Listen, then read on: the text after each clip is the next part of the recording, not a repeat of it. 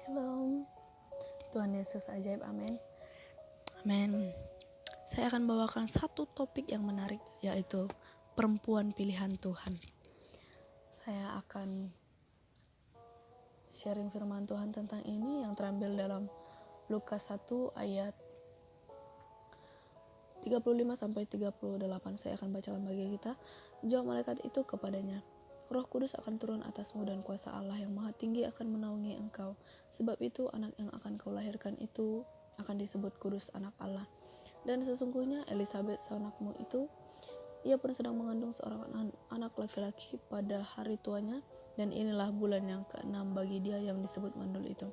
Sebab bagi Allah tidak ada yang mustahil. Kata Maria, sesungguhnya aku ini adalah hamba Tuhan, jadilah padaku menurut perkataanmu itu. Lalu malaikat itu meninggalkan dia. Nah, saya akan bagikan bagi kita bahwa ada banyak sekali tokoh-tokoh wanita yang dipakai Tuhan secara luar biasa.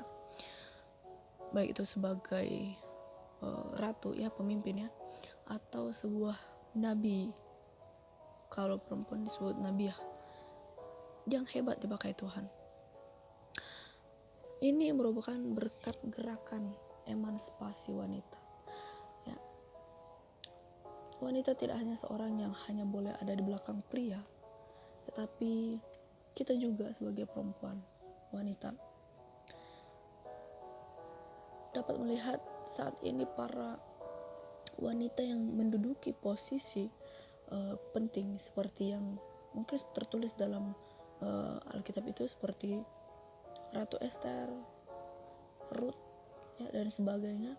Boleh kita lihat referensi yang lain. Misalnya dalam masa kini itu profesinya contohnya wanita-wanita karir, yaitu guru, dokter, atau lain sebagainya. Jadi untuk menjadi seorang pemimpin saat ini bukan perkara yang susah, tetapi bagaimana menjadi wanita yang dipilih oleh Allah. Itu satu poin yang penting bagi kita. Saya yakin kita semua wanita pasti mengidam-idamkan bagaimana sih wanita yang dipilih oleh Allah, yang berkenan kepada Tuhan itu bagaimana. Yuk mari kita pelajari bagaimana itu menjadi wanita pilihan Tuhan. Jika dari sekian banyak tokoh yang ada dalam kitab suci, kita akan pelajari salah seorang tokoh wanita, yaitu Maria, dia ibu Yesus. Ya. Pertanyaannya, bagaimanakah menjadi seorang perempuan yang menjadi pilihan Tuhan? Saya akan ajak kita untuk berpikir bagaimana sih caranya. Tuhan bukan hanya memilih perempuan yang berpendidikan, memiliki kekayaan, tapi Tuhan Allah mencari dan memakai orang-orang yang biasa-biasa saja, dan memakai orang tersebut secara luar biasa. Ya. Salah seorang yang bisa kita rujuk itu adalah Maria, ya, seorang perawan. Dia seorang perawan yang hanya perempuan biasa saja, ya. Seperti perempuan yang lainnya, pasti ada ketakutan di dalamnya, rasa ketakutannya. Bisa kita lihat dalam ayat yang ke-30 sebelumnya, bahwa ketika malaikat datang kepada dia, menghampiri dia, datang kepada si Maria, menunjukkan diri kepada Maria, apa yang terjadi? Maria terkejut, dia juga takut, ya. Seperti itulah. Namun dia dapat mengatasi ketakutan dan kekhawatirannya. Apa sikap yang dilakukan Maria, yang diambil Maria, yaitu dia tetap percaya kepada Tuhan. Dia tetap percaya apa yang Tuhan mau terjadi atas hidupnya. Karena rencana Tuhan akan terjadi melalui si Maria. Karena apa? Si Maria ini ternyata meresponi apa rencana Tuhan itu atas dia. Biarlah melalui dia nama Tuhan dipermuliakan. Jadi bagaimana menjadi perempuan pilihan Allah itu? Itu yang pertama harus dilakukan adalah merindukan dan ada kemauan ya untuk melakukan kehendak Tuhan itu. Yaitu merindukan untuk melakukan kehendak Tuhan itu. Dalam sekarang ini kita boleh masuk dalam pelayanan. Contoh menjadi seorang singer, kita bernyanyi memuji Tuhan, haus akan Tuhan, kemudian totalitas kepadanya. Tolak ukur untuk merindukan Allah itu adalah antusias akan Tuhan. Kita bisa lihat dalam ayat 46 sampai 47. Kata Maria apa? Jiwaku memuliakan Tuhan dan hatiku bergembira karena Allah, juru selamatku.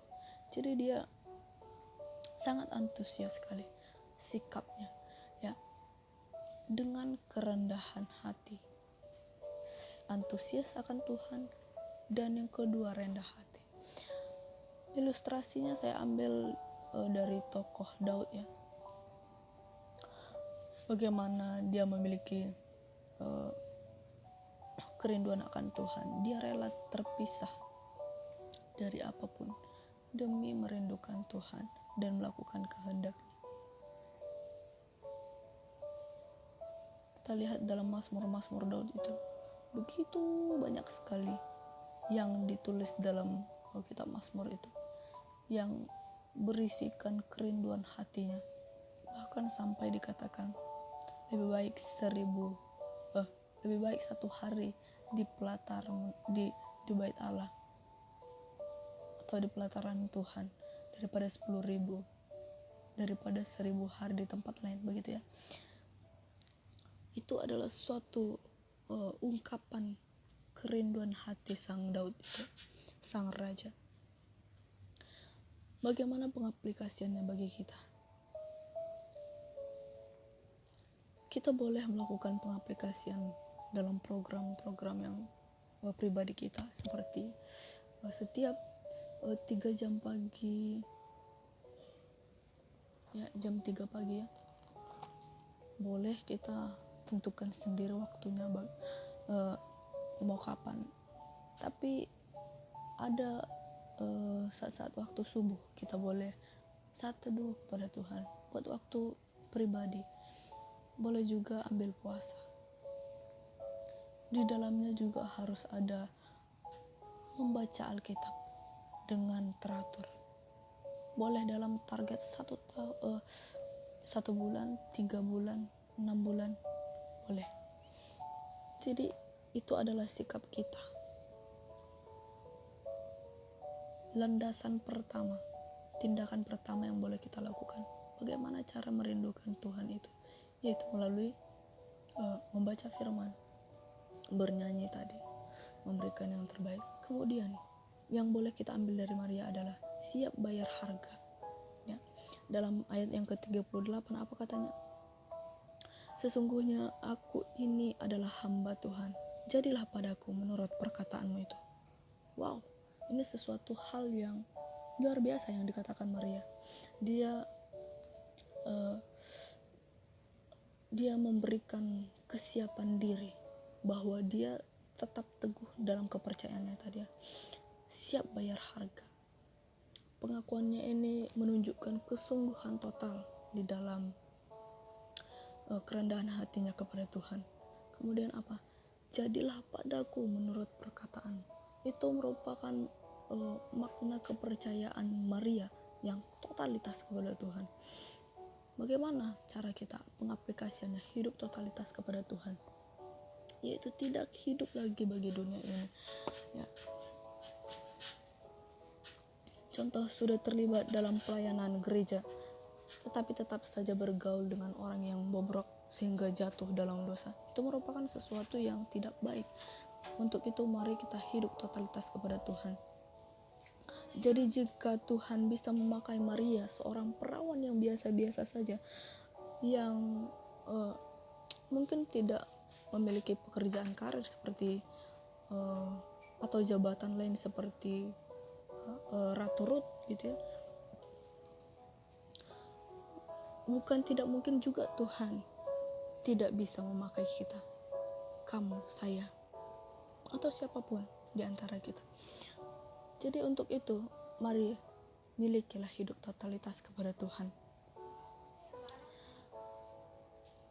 Jika Tuhan yang memilihmu, maka Ia pasti akan bertanggung jawab atas hidupmu. Amin. Sampai sini firman Tuhan. Tuhan Yesus memberkati kita. Jadilah wanita yang merupakan pilihan Tuhan. Tuhan Yesus memberkati. Shalom.